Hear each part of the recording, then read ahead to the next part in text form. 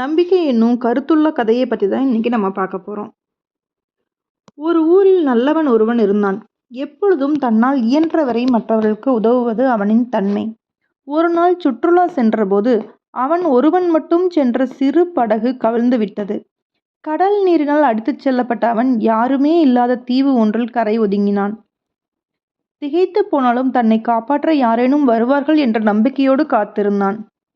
அந்த பக்கமாக செல்லும் பெரிய கப்பல்களுக்கு சமிக்ஞை செய்ய தன்னிடம் இருந்த கைக்குட்டையை கொடியாக கட்டி வைத்தான்.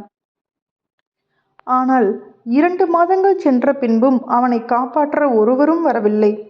அவனின் நம்பிக்கை குறைந்தாலும் அந்த தீவில் வாழ தன்னால் இயன்ற அளவில் முயன்றான். அங்கே இருக்கும் வனவிலங்குகளிடம் இருந்து தன்னை காப்பாற்றிக் கொள்ள சிறு குடிசை ஒன்றை கட்டி கொண்டான். அங்கே கிடைத்த சிறு சிறு உணவுப் பொருட்களை தேடி கண்டுபிடித்து எடுத்து உண்டு பசியாறினான். ஒரு நாள் அதேபோல் அவன் உணவு தேடிவிட்டு திரும்பிய போது அவன் மிகவும் கஷ்டப்பட்டு கட்டியிருந்த அந்த குடிசை மொத்தமாக எரிந்து சாம்பலாகி இருப்பதை பார்த்து திகைத்து போனான். குடிசை இருந்த இடத்தில் புகை மட்டுமே வந்து கொண்டிருந்தது. அவ்வளவுதான். அவனுக்கு கோபம் பொங்கியது. விரக்தி மேலோங்கியது. கோபத்துடன் கத்தினான். நல்லது செய்த அவனுக்கு எல்லாமே தீங்காகவே நடப்பதாக அழுது புலம்பினான். அப்போது ஒரு பெரிய கப்பல் ஒன்று அவன் இருந்த தீவின் திசையில் வருவதை கண்டான்.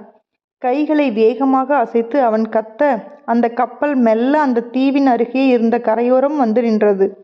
அவனால் நம்பவே முடியவில்லை.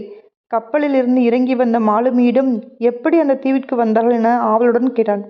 எங்கள் கப்பல் தலைவன் எங்கிருந்தோ புகை வருவதை கவனித்து என்ன என்று தன்னுடைய தொலைநோக்கியில் பார்த்தபோது நீங்கள் நட்டிருந்த உதவி கேட்கும் கொடி அவர் கண்ணில் பட்டது. யாரோ உதவி கேட்கிறார்கள் என்பதை புரிந்து கொண்டு இந்த பக்கம் கப்பலை திருப்பி வந்தோம் என்றான் அந்த மாலுமி. வாழ்வில் நாம் சவால்கள், பிரச்சனைகள் என எத்தனையோ எதிர்கொள்ள வேண்டி இருக்கலாம். சில சமயம் நாம் நம் வாழ்வின் மோசமான நேரம் என்று நினைப்பது கூட நமக்கு அது சாதகமாக இருக்கலாம்.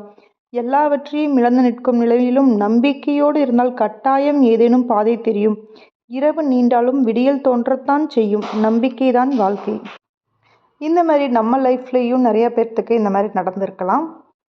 ஒரு கெட்டது நடந்தாலுமே அதிலிருந்து தான் நல்லது நடக்குது. அது இந்த கதை மூலமாக நம்ம தெரிஞ்சுக்கலாம். நிறைய பேர்த்துக்கு இந்த மாதிரி அனுபவமும் இருக்கும். உங்களுக்கு பிடிச்சிருந்தா லைக் பண்ணுங்கள், ஷேர் பண்ணுங்கள், கமெண்ட்டும் பண்ணுங்கள்.